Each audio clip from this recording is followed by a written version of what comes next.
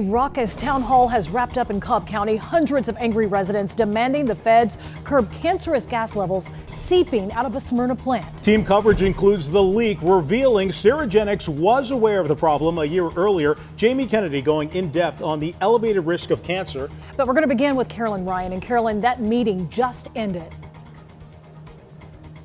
It actually is just in the final stages. The crowd hasn't even quite started pouring out yet, running a little late. But again, tonight, it was really all about the EPA and the Georgia EPD. Those are the agencies that are set up to protect our air and water. And they were at the center of this community meeting tonight.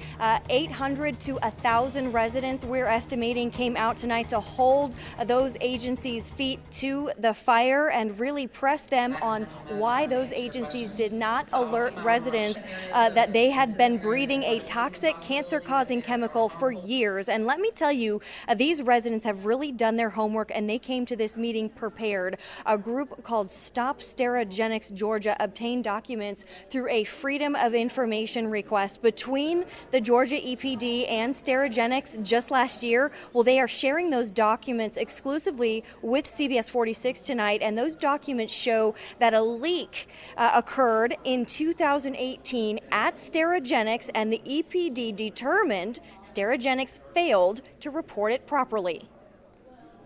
It's just very, very concerning that this transaction of communication between Sterigenics and the Georgia EPD took place, and now they've fast-tracked their permit to make changes to their facility. Like, how do you trust these folks to do the right thing when they've got that kind of a track record?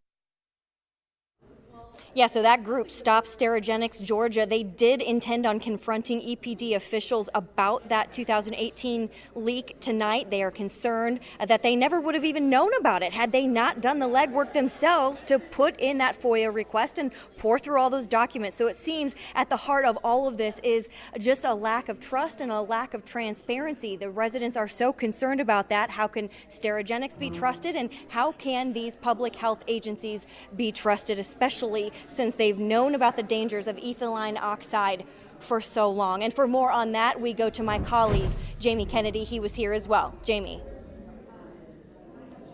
Thank you, Caroline. So as you mentioned off the top, the meeting's still just running a little bit late. You can see just behind us here, the panel's still up, still taking some question time now from the different panels. So certainly a lot of presentations from the EPA and EPD trying to be more transparent and earn back the public's and public officials' trust.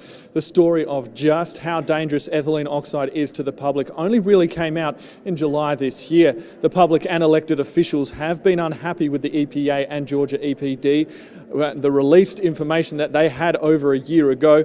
A lot of tonight's meeting has been about how they will be moving forward, upping the standards on facilities and their owners who use the deadly gas ethylene oxide. As CBS 46 first broke on Friday that the first business has left the immediate area next to the Sterigenics plant because of the ETO the company releases. Officials saying understanding all this new data collected takes time. So we had to check all the emissions, we had to look at our records, we had to engage the facility, ask questions about why emissions dropped, self-reported emissions dropped all of a sudden. We had to model. Modeling is a very complicated thing. At 11 o'clock, we'll hear more from the EPD officials about the new standards they're implementing and if self-reporting by the companies that use the toxic gas ethylene oxide is going to continue. Live in Cobb County, Jamie Kennedy, CBS 46 News. See you in less than 2 hours on CBS 46. Jamie, thanks. And there is another plant, the BD facility in Newton County, also under fire for emitting ethylene oxide in the air. And there will be a similar community meeting tomorrow night to discuss that plant.